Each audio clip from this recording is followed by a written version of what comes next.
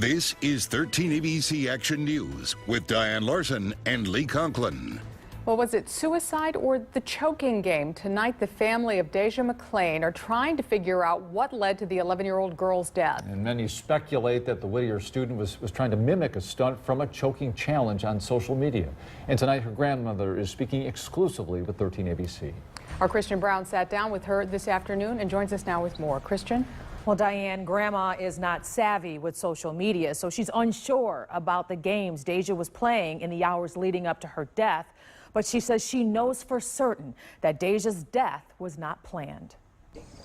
Children, please do not hurt yourself. It is so dangerous. This choking game is not a joke. I feel like it's straight from the devil. Tony Davis is heartbroken. Her 11-year-old grandchild, Deja McClain, is gone, and she believes her death was not a planned suicide. She told us Saturday they were saying what they wanted to be for Halloween. She said she wanted to be a princess angel, and now she is an angel for real. Sunday, Deja was found hanging in a closet at her mother's home. The 11-year-old was an honor student at Whittier Elementary. School administrators say she showed no signs of depression. Those who knew her say she was fun-loving and kind.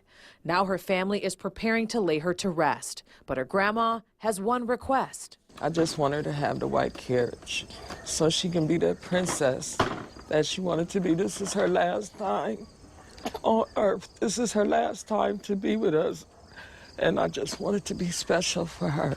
This grandmother has more questions than answers right now, but she has a strong message for the kids in this community. Don't play with the choking game. Just don't wrap nothing around your throat. Don't feel like you can jump off a stool and jump back on in time to save yourself, because it's not going to happen. And we don't want no more dead children in this community. Just heartbreaking. So many people love this little girl. The community being invited to say farewell, right? That's right, Diane. Just heartbreaking. The community is invited to celebrate the life of Deja. The showing is Friday at House of Day Funeral Home from 4 to 6 p.m. The funeral is Saturday at Mount Nebo Church at 11 a.m. But obviously the whole community is just grief-stricken. Oh, just so terrible. 11 years old. It's hard to wrap your brain around that. Absolutely. All right, Christian, thanks. And a GoFundMe account has been set up to help with Deja's funeral. If you'd like to donate, we have posted a link on our website, 13abc.com. You can find the information to make a donation there. And these two tragic deaths of local students at the same school at Whittier Elementary have certainly stunned parents in our community, stunned everyone. Last month, Taquaris McDonald committed suicide, and now the community dealing with the death of 11-year-old Deja McClain. And today we talked with a clinical therapist from Harbor Behavioral Health. She explains what parents can look out for, often beginning with isolation. They're no longer wanting to be engaged in extracurricular activities, things that they were once interested in. Their grades are declining. A lot of times legal involvement sometimes can be a risk factor. Things going on at home, so family dynamic changes.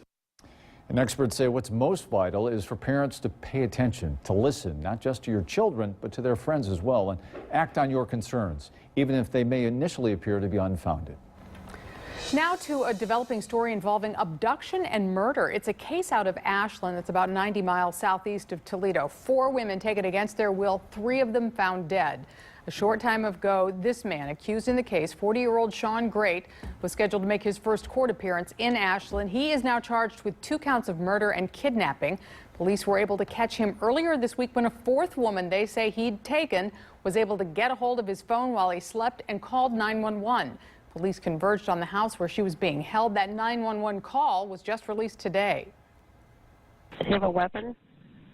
He's got a taser. Is there any way you can get out of the building? I don't know without waking him, and I'm scared.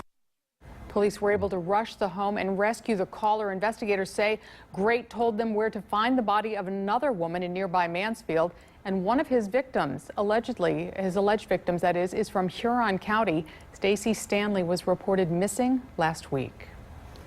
To end tonight, the victim of a shooting this morning in Toledo has died. 29-year-old Denise Glover was found with a gunshot wound to the chest on Church Street. Her boyfriend, Maurice Kenny, has turned himself into police. He is charged with murder. And if you've seen this man, the Northern Ohio Fugitive Task Force wants to hear from you. His name is J.C. Papachicki. He was on supervised release after being convicted of sending threatening mail, that is, to area judges and a prosecutor. Now the feds say he has not reported to them and they need help finding him. If you see him, call police.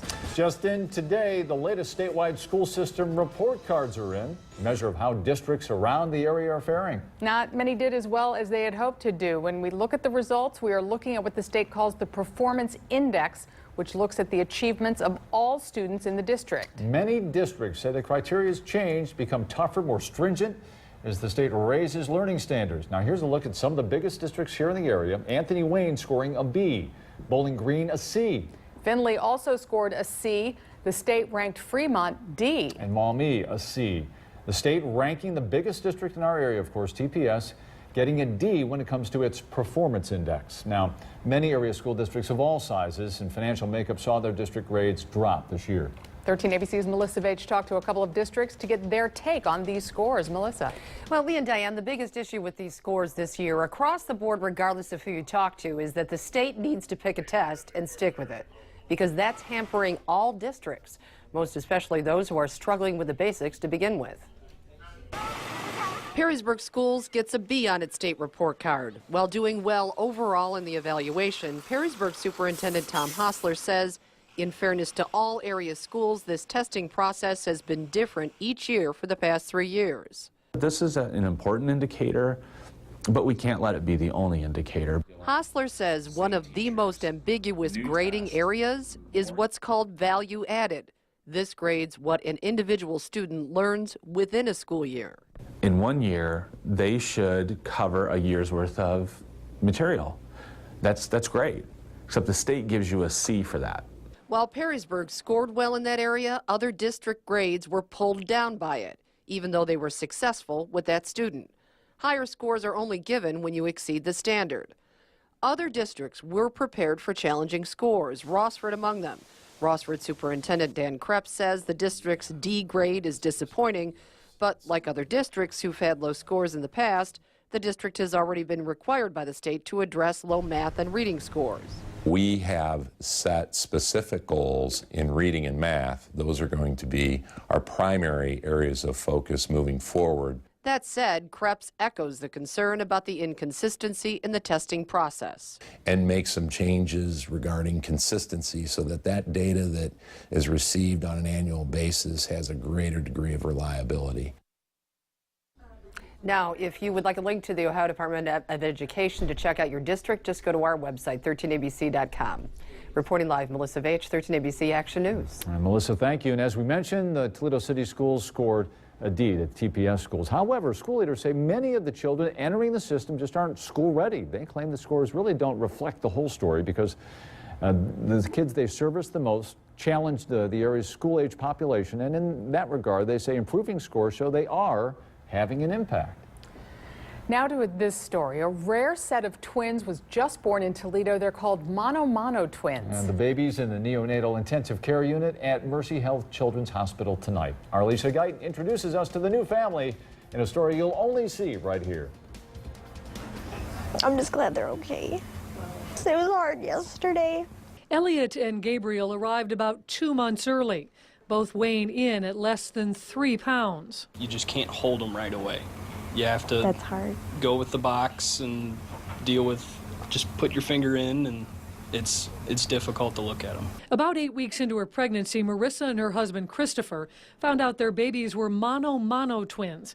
They quickly learned as much as they could. It took a lot of research and asking questions of, okay, what does mono mean? Basically what we have is twins that basically lie in one amniotic sac and are supplied by one placenta.